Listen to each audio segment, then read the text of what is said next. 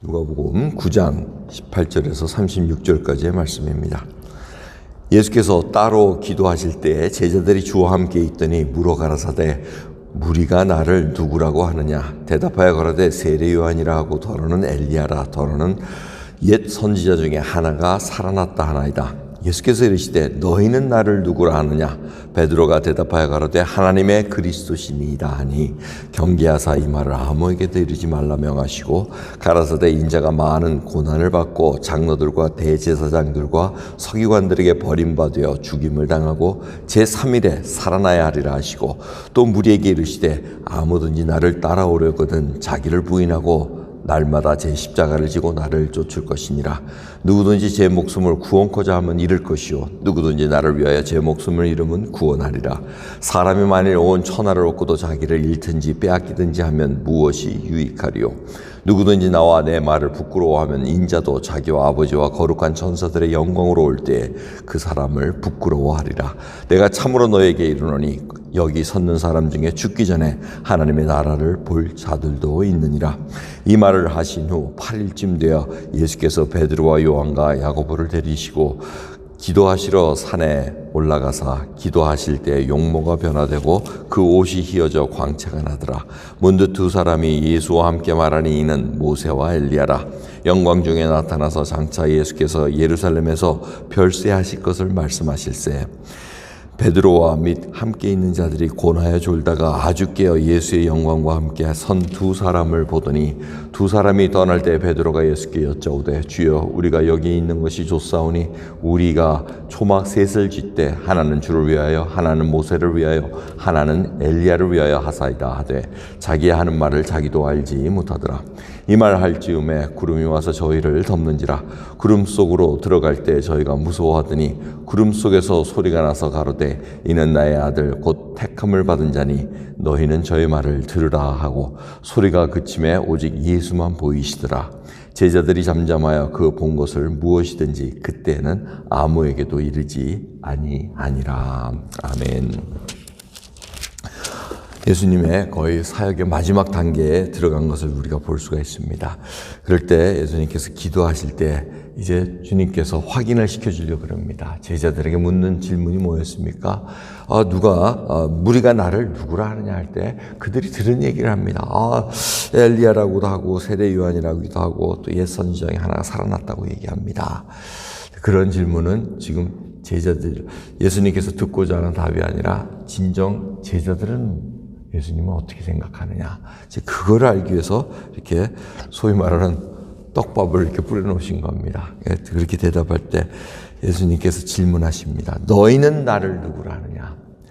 그럴 때 베드로가 유명한 고백을 하지 않습니까? 마태복음, 마가복음, 누가복음 다 이 장면이 나옵니다. 근데 좀 대답이 다 조금씩 틀립니다. 주는 그리스도의 하나님의 아들이십니다 하고 마태복음 얘기하고 주는 그리스도신이다 하고 대답한 게 마가복음이고 오늘 누가복음은 하나님의 그리스도신이다 하고 얘기합니다. 다 같은 얘기를 이렇게 표현한 것을 알 수가 있습니다. 이 고백 속에 교회가 세워질 것이고 또 주님께서 곧이어서 고난을 받고 3일 만에 살아나셔야 된다는 것을 얘기할 때 베드로가 마태복음에서는 이런 일이 일어나지 않겠나이다 하고 자기가 어떻게 할 수 있는 것처럼 얘기합니다. 예수님의 질타받은 것도 여러분 기억이 나실 겁니다. 주님은 그렇게 물어보십니다. 오늘도 다른 사람이 누구라고 한 건 중요하지 않습니다. 내가 지금 예수님을 누구라고 고백하고 내가 예수님이 누구인 줄 알고 있느냐. 주님은 오늘도 물어보고 계십니다. 그러한 자들이 어떤 자라고 얘기합니까? 자기를 부인하고 자기 십자가를 지고 주님을 쫓아가는 자라고 얘기합니다. 그러면서 주님을 부끄러워하지 않으면 주의 말을 부끄러워하지 않고 복음을 부끄러워하지 않으면 주님들을 부끄러워하지 않을 거라고 얘기합니다. 이만큼 예수님이 소중하시고 귀한 분이라는 걸 우리가 잊지 말아야 됩니다.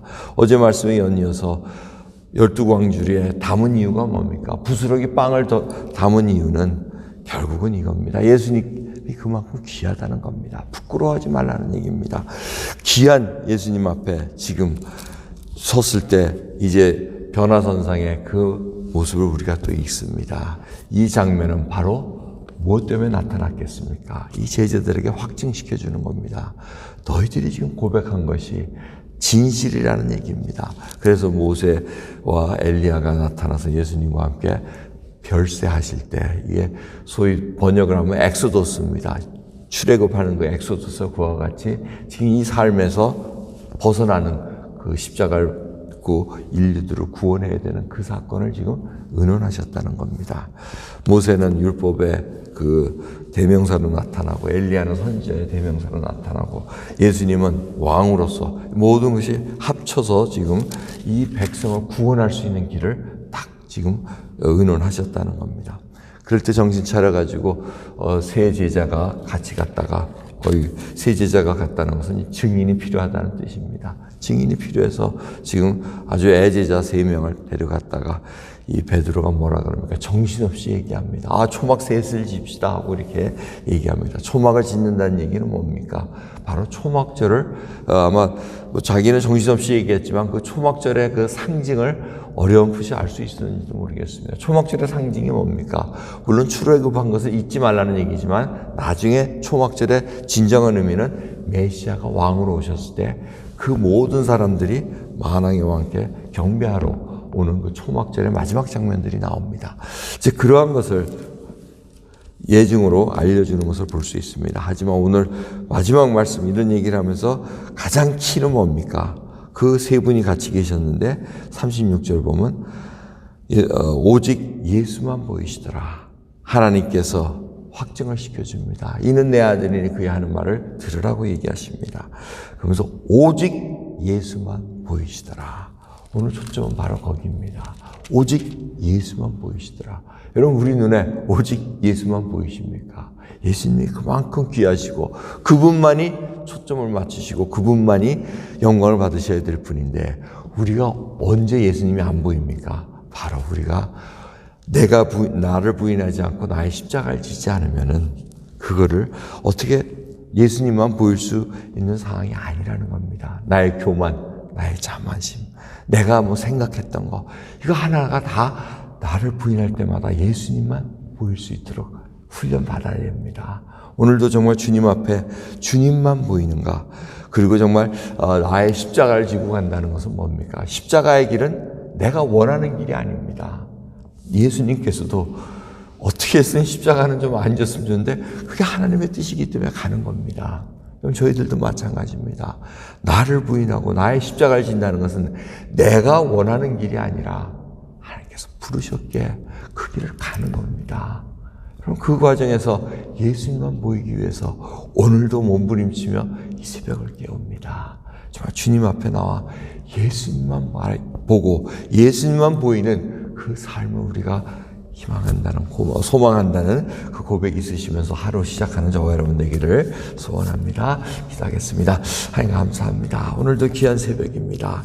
예수 그리스도만 보이는 하루가 되기를 소원합니다. 그러기 위해서 나를 부인하고 나의 십자가를 지고 예수님을 쫓아가야 됩니다. 내가 원하는 길이 아닌 예수님께서 원하시기에 정말 주님 모든 예수님만 보이는 그 길을 걸어갈 수 있도록 은혜 베풀어 주시옵소서. 저희들의 교만함, 주님 신앙이 연륜 전통, 어떤 경험이라든가 이런 거 하나하나 가지면서 아버지 따지는 것이 아니라 정말 예수 그리스도만 저희들의 모든 것 된다는 고백으로 하루 시작하게 해주옵소서. 감사드리며 우리 예수 그리스도의 이름으로 기도드리옵나이다. 아멘.